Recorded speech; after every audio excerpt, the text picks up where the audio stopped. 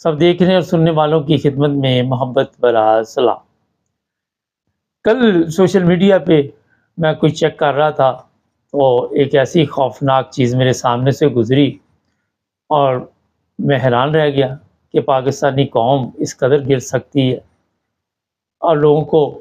جس طرح پاکستان میں ظلم کا نشانہ بنایا جاتا ہے صرف اپنی تجارت کو ٹھیک کرنے کے لیے۔ اور یہ تاجر کوئی دکان بنا کے نہیں بیٹھے ہوئے، ویسے تو دکان ہی سمجھ لیں، یہ مذہبی تاجر ہے۔ اور حالات یہ ہیں وہاں پہ کہ جو گستاخ رسول کے یا توہین مذہب کے کیس ہوتے ہیں، ان کے پیچھے جو لوگ کام کرتے ہیں وہ کوئی زیادہ نہیں ہے، بہت کم لوگ ہیں۔ اور ایسے لوگوں کے چہرے بھی ہیں کہ 15 20 کیس انہوں نے ڈالے ہوئے ہیں، FIR ان لوگوں کے اوپر جن کو وہ تنگ کرنا چاہتے ہیں۔ کسی کو 298 سی، کسی کو 295 سی، اور زیادہ لوگ نہیں ہیں، بہت کم ہیں جنہوں نے اتنے کیس ڈالے ہوئے۔ ویسے تو پتہ نہیں کتنے ہوں گے جنہوں نے کیس ڈالے ہوئے، اور اس کو تجارت بنایا ہوا، اور یہ پیسہ ان کو دیا جاتا ہے۔ مذہبی جماعتیں جو ہیں، جس طرح ایجنٹ نہیں آپ کے وہاں پہ بیٹھے ہوتے آپ کو دوسرے ممالک بھیجنے کے لیے، بعد میں وہ کسی چھوٹے ملک میں چھوڑ کے بھاگ جاتے ہیں، اس طرح وہاں پہ ایجنٹ بنے ہوئے ہیں جو مذہبی ایجنٹ ہیں، اور ان کو جناب آرڈر دیا جاتا ہے کہ آپ نے فلاں بندے کے اوپر، فلاں بندے کو آپ نے جیل میں بند کروا دینا، اور اس طرح جناب ان کو پیسے دیے جاتے۔ لوگوں کی نظر میں یہ اسلام کے ٹھیکیدار ہیں، مذہبی لیڈر ہیں، ختم نبوت کے لیڈر ہیں یہ، مگر اندر ان کے جو چل رہا ہے وہ آج تک نہ کبھی گورنمنٹ نے اس کی طرف توجہ دی۔ اس کی وجہ یہ ہے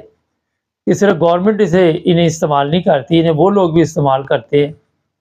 جن کے بارے میں آپ کو بتایا کہ پاکستان کا سسٹم وہ چلا رہے۔ ان لوگوں کو فنڈنگ کی جاتی ہے، اور اس کے ساتھ ہی اپنی عیاشی کے جو بھی ان کے سامان ہے وہ مل جاتے ہیں ان کو، اور یہ پھر لوگوں کے اوپر جھوٹے کیس بنا دیتے ہیں۔ پھر دوسرے مرحلے میں وہیں سے آرڈر آتے ہیں جن لوگوں نے انہیں ٹھیکا، یہ مکمل ایک پیکج دیا جاتا ہے، اور اس پیکج میں یہ ہوتا ہے کہ جب یہ کیس عدالت میں جائے گا تو آپ نے وہاں پہ بھی پھر جج کو جو ہے وہ آپ نے سنبھالنا، ہم نے آپ کو جو بھی ٹھیکہ دیا ہے وہ اس پر یہ جو پیکج ہے اس میں یہ ہر چیز وہ شامل ہے۔ یہ طریقہ واردات پاکستان میں چل رہا ہے، جس کی وجہ سے بے شمار مظلوم لوگ جو ہے وہ جیلوں تک چلے جاتے ہیں۔ کچھ ایسے بھی ہیں جو اپنی جان کی بازی ہار جاتے ہیں، ان کو قتل کر دیا جاتا ہے۔ کچھ ایسے بھی ہیں جنہیں ملک چھوڑنا پڑتا ہے۔ کچھ ایسے ہیں جن کے گھر بار لوٹ لیے جاتے ہیں، ان کو آگ لگا دی جاتی ہے۔ آپ کو یاد ہوگا کہ پاکستان جیسے ملک میں ان کے علاوہ ان کے پھر رابطے ہوتے ہیں، وہ ایک علیحدہ ٹھیکیدار ہوتا ہے، اس کا کام سارا دن یہ ہے کہ جب انہوں نے کہنا ہے کہ اتنے بندے ہمیں چاہیے، پھر اس مذہبی ٹھیکیدار نے اس ٹھیکیدار کے ساتھ رابطہ قائم کرنا، اور وہ ٹھیکیدار پہ کوئی 2 4 500 جتنے اس کو چاہیے وہ مزدور لے کے آ جائے گا نعرے بازی کروانے کے لیے، اور باقی کے ویسے ہی ہمارے کیونکہ پاکستان میں اللہ کا فضل ہے، جہالت کی کمی نہیں ہے، بغیر سوچے سمجھے اس جلوس میں داخل ہو جائیں گے، ایک آدھا آگ لگائے گا، دوسرے جو بڑھ چڑھ کر حصہ لے۔ اس میں جو ایک مزے کی بات ہے ابھی آپ کو میں بتانے لگا ہوں وہ یہ ہے کہ ان لوگوں کو میرا نہیں خیال کہ کبھی کسی نے بتایا ہو کہ یہ جو کتاب ہے قرآن مجید، یہ کھول کے آپ پڑھ لو تو آپ کو شاید تو عقل موت آ جائے، مگر انہوں نے خود کبھی بھی قرآن پاک کو ہاتھ نہیں لگایا ہوگا، کبھی بھی کسی اسلامی، تو دور کی بات میرا خیال ہے جس سے کوئی انسانیت کی بھلائی ہوتی ہو، ایسی بھی کوئی کتب ان کے ہاتھ میں نہیں آئی۔ اور ایسی تجارت اس وقت پاکستان میں بن چکی ہے، بس آپ نے الزام لگانا، اس کے بعد ساری کارروائی ڈالی جائے۔ پھر ایک اور بڑا اس میں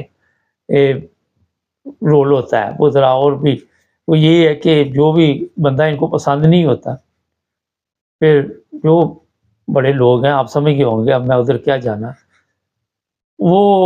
خود ہی ان کے ذریعے یہ کہلوا دیتے ہیں کہ یہ فلاں بندہ جی قادیانی ہے، فلاں احمدی ہے، فلاں فلاں ہے، اور لوگوں کا جو وہ دماغ ہے اس طرف چلا جاتا ہے۔ لوگ جو ہے وہ سارے کام چھوڑ کے، اپنے کام چھوڑ کے، جو جس کے ذریعے ان کے روزگار کا سلسلہ چلا ہوتا ہے، وہ سمجھتے ہیں کہ ہم روح کی غذا کے لیے اس جلسے جلوس میں شریک ہوں گے تو شاید اس کے لیے ہمیں ثواب ملے گا۔ ان کو ایسے خواب دکھائے جاتے ہیں کہ جو کام آپ کر رہے ہیں، جو محنت مزدوری کر کے آپ اپنے بچوں کا رزق کا سسٹم چلا رہے ہیں، اس سے بہتر یہ کام ہے کہ آپ کی آخرت سمجھ جائے گی، آپ کسی کی دنیا جاڑ دیں،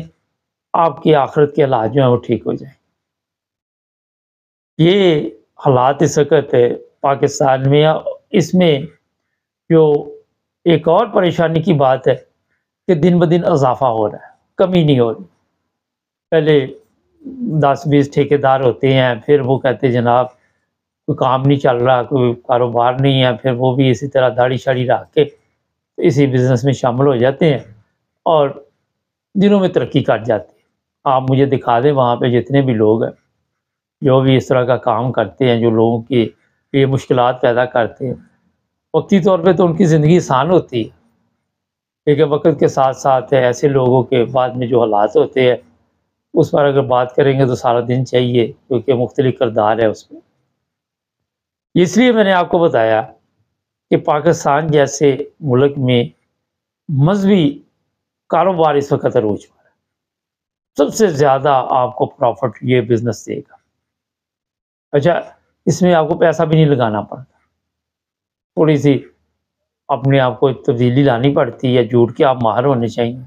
فراڈ کے آپ ماہر ہونے چاہیے، لوگوں کو بیوقوف بنانے کے آپ ماہر ہونے چاہیے، اور پاکستان میں ایسے لوگوں کی کمی نہیں۔ ایسے لوگ آپ کو ہر محلے میں، ہر ادارے میں، پولیس میں، جہاں جہاں آپ چلے جائیں وہاں پہ مل جائیں،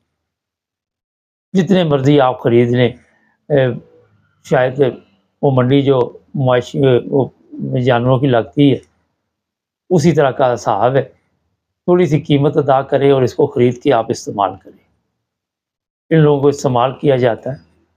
اور ان کے لیے یہی بہت بڑا ہوتا ہے کہ ہمیں فلاں بندے نے، بڑے آدمی نے، کسی نے یہ ٹھیکہ دے دیا ہے، اس میں یہ خوش ہوتے ہیں۔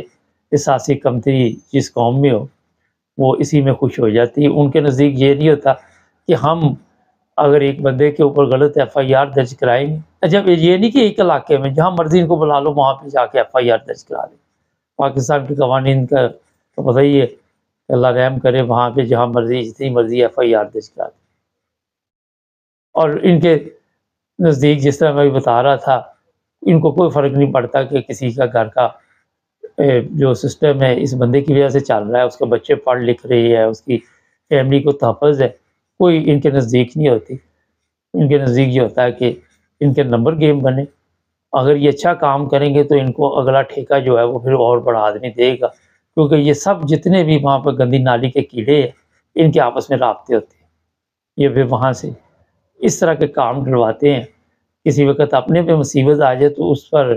جس طرح میں بتاتا رہتا ہوں کہ دھیان نہ دے، وہ دوسری طرف دھیان کرنے کے لیے یہ پھر پتے کھیلے جاتے ہیں۔ ناظرین، معاشرے میں جب آپ کو پتہ چل جائے کہ یہ سسٹم جو ہے چل رہا ہے تو ہمارے جو لوگ ہیں اس سسٹم کو ٹھیک کرنے کی بجائے